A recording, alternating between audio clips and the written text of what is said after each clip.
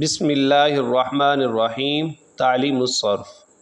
آج ہم ثلاثی مجرد سالم کے ابواب میں سے چوتھا باب فتح یفتح بر وزن فعل یفعل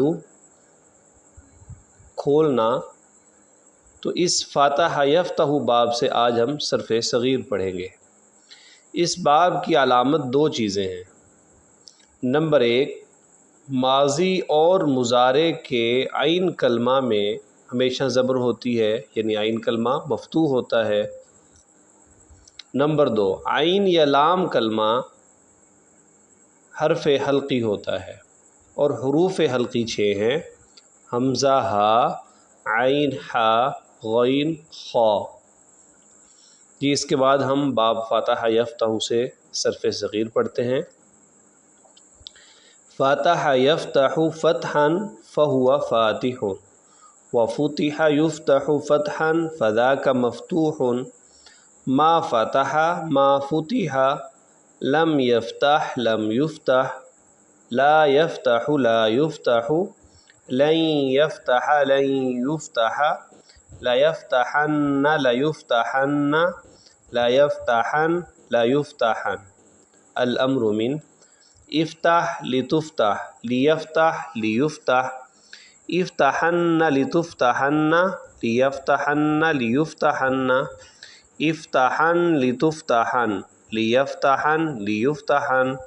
والنہی من لا تفتح لا تفتح، لا یفتح لا یفتح، لا تفتحن لا تفتحن، لا یفتحن لا یفتحن، لا تفتحن لا تفتحن، لا یفتحن لا یفتحن۔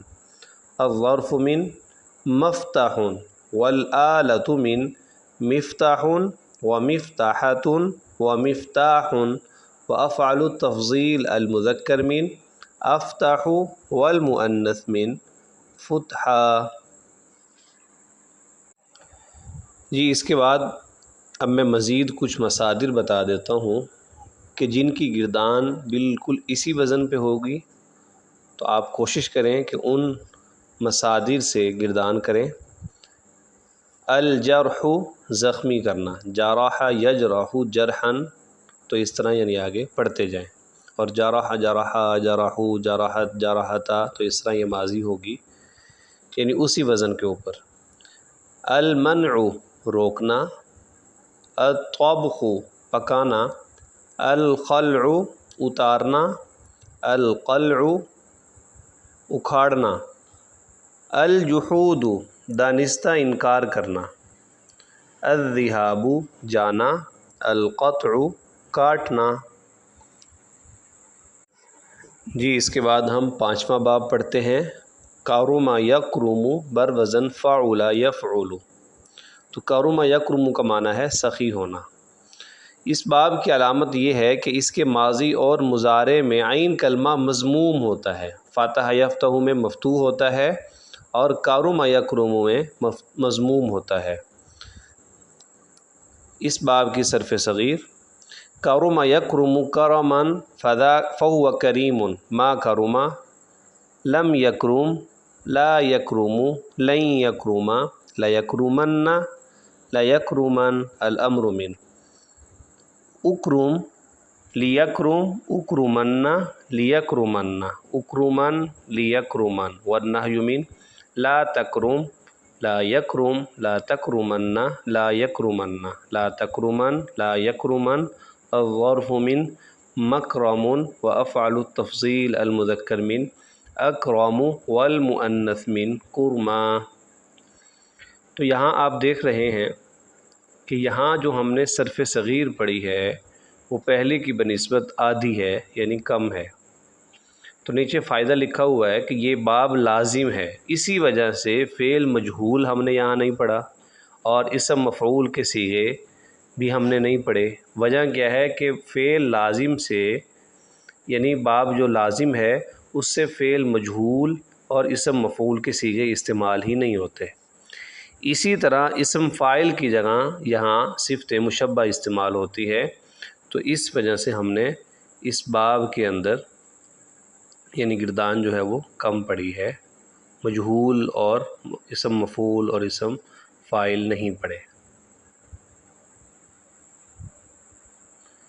اس کے علاوہ بھی جب بھی ہم فعل لازم پڑھیں گے تو اس میں فعل مجہول اسم مفعول کے صیغے ہم نہیں پڑھیں گے، خواہ وہ باب لازم ہو جیسے باب انفعال، یا پھر وہ مادہ لازم ہو جیسے قعود، یعنی باب لازم ہو یا پھر مادہ کا مطلب ہے کہ جس سے ہم گردان کر رہے ہیں کچھ وہ یعنی مصدر بھی ایسے ہوتے ہیں کہ جو لازم ہوتے ہیں۔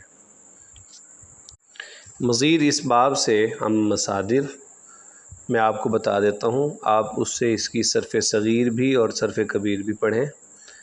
القرب نزدیک ہونا، البعد دور ہونا، البصارۃ بینا ہونا، الکثرۃ زیادہ ہونا، الصعوبۃ مشکل ہونا، الشرافۃ نیک ہونا، الحرم حرام ہونا، النظافۃ صاف ہونا۔ جی اس کے بعد ہم آخری باب پڑھتے ہیں ثلاثی مجرد سالم کے ابواب میں سے، چھٹا باب حاسب یحسب بروزن فاعل یفعل۔ تو حاسب یحسب کا معنی ہے گمان کرنا۔ اس باب کی علامت یہ ہے کہ اس کے ماضی اور مضارع میں عین کلمہ مکسور ہوتا ہے، یعنی اس کے نیچے زیر ہوتی ہے۔ جی اس کی صرف صغیر حاسب یحسب حسبانا فہو حاسب، وحسب یحسب حسبانا فذاک محسوب، ما حسب ما حسب لم يحسب لم يحسب لا يحسب لا يحسب، لن يحسب لن يحسب ليحسبن ليحسبن ليحسبن ليحسبن، الامر من احسب لتحسب ليحسب ليحسب، احسبن لتحسبن ليحسبن ليحسبن، احسبن لتحسبن ليحسبن ليحسبن، والنهي من لا تحسب لا تحسب لا يحسب لا يحسب، لا تحسبن لا تحسبن لا يحسبن لا يحسبن، لا تحسبن لا تحسبن لا يحسبن لا يحسبن، الظرف من محسب والآلة من محسب ومحسبة ومحساب، وأفعل التفضيل المذكر من أحسب والمؤنث من حسبا۔ سالم کے ابواب میں بلکہ اس باب میں حاسبہ اور ناعمہ بس یہ دو مصدر ہی استعمال ہوئے، اور قرآن کریم کے اندر یہ جو باب ہے حاسبہ یحسب، بلکہ یہ جو مصدر ہے یہ باب سامعہ سے بھی استعمال ہوا ہے، جیسا کہ ایحسب الانسان۔ تو امید ہے آج کا سبق سمجھ آیا ہوگا، اور مزید ہم کیا کرتے ہیں کہ حاسبہ یحسب سے یہ جو مصادر میں نے بتائے ہیں تو اس سے آپ گردان کریں تو انشاءاللہ یہ ابواب بھی سمجھ میں آ جائیں گے۔ جزاکم اللہ خیر۔